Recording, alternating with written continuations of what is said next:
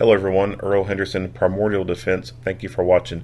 I have another Monday quarterback video for you. This video is going to be a little bit different. I'm still going to play the video, pause intermittently here and there to talk about things that are going on and better explain what's going on, and talk about things that I think that are being done right and or done wrong. Here we go.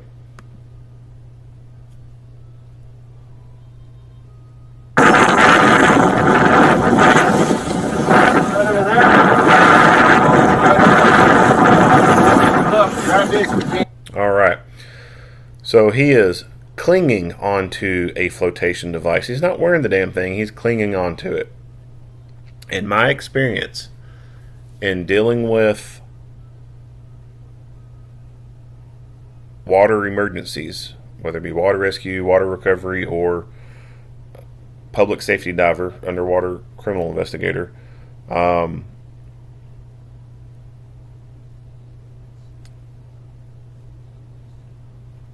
the people who, a lot of them who've drowned, we would always hear from the families, well, there's a good swimmer.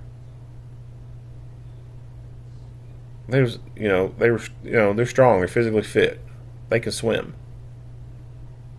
But yet, they drowned. Water is very powerful. Very, very, very powerful. There's a reason why we have hydroelectric dams. The force of water moving can power thousands of homes.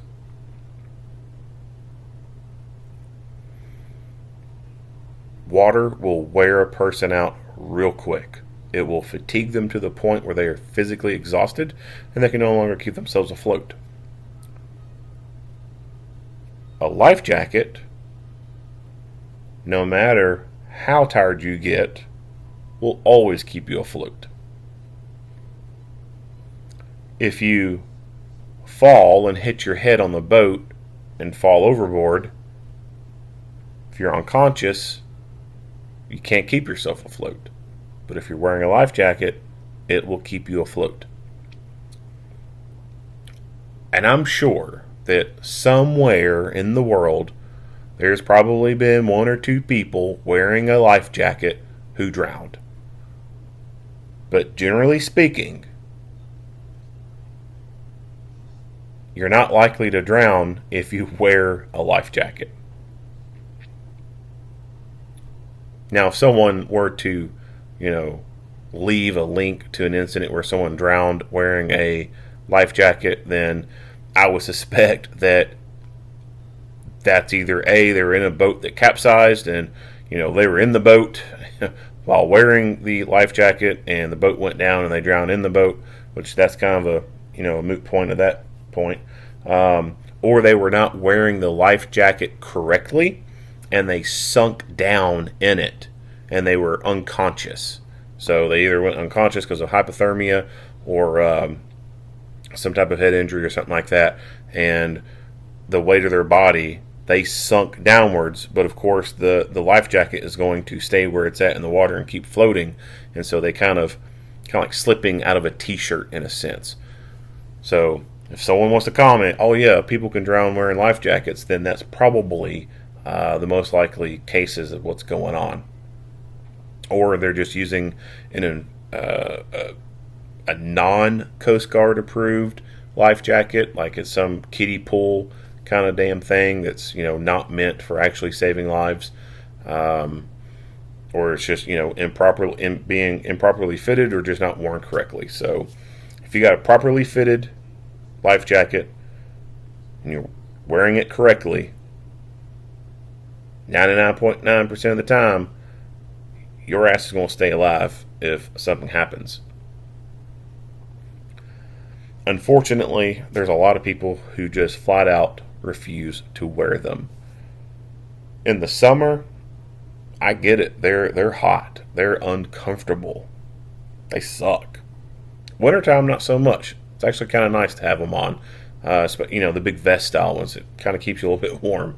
Summertime, whew, man, that shit sucks. But there are inflatable PFDs that are really nice. They're not like the vests, you know, they don't take up a whole lot of space. They're really thin. And they come generally with two styles of activation, and of those two styles you can make sure that only one of them works. So two styles of operation is that come with them. You have a manual tab that you can yank on, and that will cause the thing to inflate. So inside there's like a little CO2 canister, so you pull that tab and it sets it off, and it'll fill the bladder up. The other mode of operation is an auto inflate. So basically there's like these little discs inside that are water dissolvable, and if you fall in the water, those things dissolve, and then boom, it smacks the thing and sets it off, and it fills up and you're floating. So you can take those tablets out and disarm that part, because sometimes really high humidity over time can degrade those little discs in there and make the thing go off on its own. So there are some people who will take those out, and they do that to save money, because those rearm kits aren't exactly really cheap. So they'll do that to save money, and they'll just keep the manual tab on there. Like that stays in there. But as far as comfort goes, they're nice. I mean, they are freaking nice. Super comfortable. And with inflatable PFDs, there's really no reason why you shouldn't be wearing a PFD. If you are going to be on the waterway, most states require that at a certain age you have to have a PFD on. Some states, they may require that you always have to have one on. Some states may require that only people of a certain age have them on. Other people cannot have them on, but the boat has to have a life jacket for each person who is on the boat. Life jackets need to be readily accessible. So, you know, people going out to lakes, getting on the pontoon boats, the seats usually double as storage, so you can lift up the seat, and inside is storage space. Generally, that's where people keep all the damn life jackets. They'll just throw them in those little seats, and you know, they check off the box. Oh, we got enough life jackets for everybody, and then they throw them in the box. They need to be out. They need to be easily accessible, and they actually, I mean, realistically, they need to be worn by people. Yeah, you know, they're not sexy, you know, they're not cool looking, blah, blah, blah, but, you know, being dead is not sexy and cool either. Drowning and not being found for several days or even a couple weeks and bloating at the bottom, and then you bloat so much and fill up with so much gas you resurface at some point, and then people find you.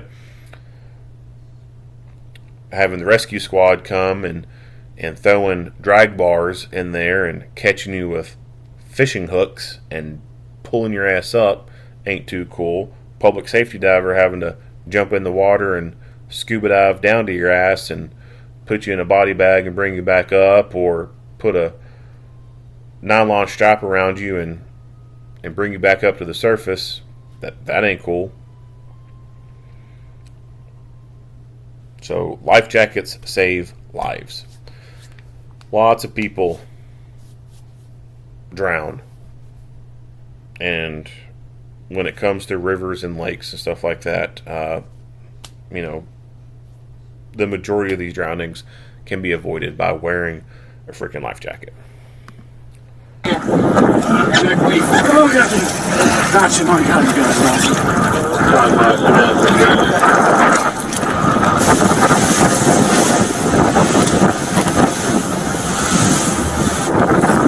Who's got a preserver? What? So handheld lights are pretty good. There are good headlamps out there. I know Surefire makes a really good headlamp. That's the best thing to be able to use, is having a headlamp so you can go hands-free. Where you look at is where the light goes. You should probably be wearing a helmet on a boat like this at night, and on a helmet you can have Picatinny rails on the side, and you can mount flashlights on the side of those helmets That's one of the best ways to be able to do that and have hands-free lighting. You can take something like a weapon light, really, and put it on the side of that Picatinny rail, and you can have a good 500, 600 lumens coming out each side of the helmet, and that would illuminate a lot right there. Now, granted, these hand units do generally have more lumens, more throw, but with the way flashlight technology is now, you can get a pretty good amount of light coming out of a small enough package. So the technology's there, you just have to pay for it. And if you're going to be operating on a boat, I recommend hands-free lighting. Now, it doesn't mean you can't supplement it with a light like that, but as far as, if you're going to have to be throwing a throw bag out to someone, doing something, well, you can't exactly hold that thing and then do whatever you need to with the other hand. So that's why hands-free lighting comes into play. And the best way to do that is with a rescue helmet. Have the two Picatinny rails on the side, flashlights. If not, then having a really good, powerful headlamp on. I'm gonna throw this rope to both of you. I'll follow you to it.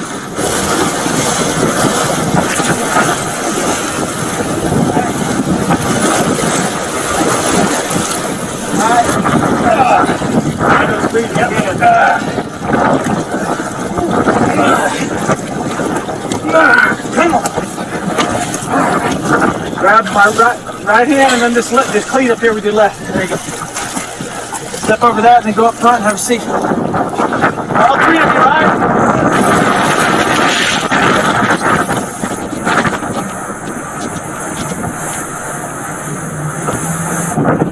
All right, guys, let's get you checked out. So, I don't know what the temperatures or anything are, but, these people have been in the water for a while. They were going at a pretty good speed across this lake. Some hypothermia issues, I think, would be coming into play. So having Mylar blankets on your watercraft are really important. You can break those out. People can bundle up in them, get all covered up in the Mylar blanket, and be able to retain whatever body heat they have left and start warming up. Can y'all move okay? Yeah. All right.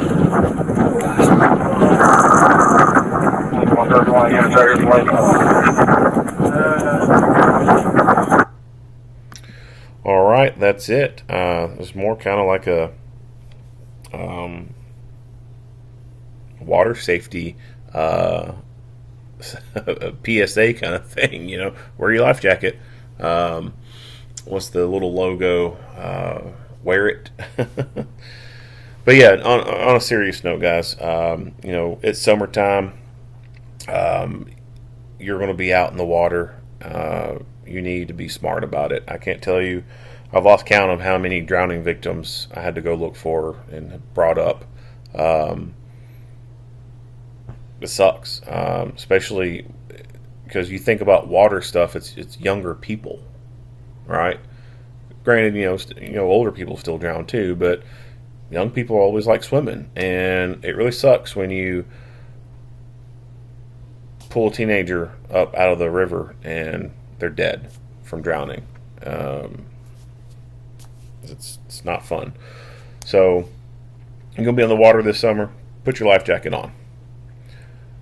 If you like what you hear and see, go ahead and give me a like and a share. If you haven't already, hit that subscribe button and stay tuned for more Monday quarterback videos. Earl Henderson, Primordial Defense. Thank you for watching.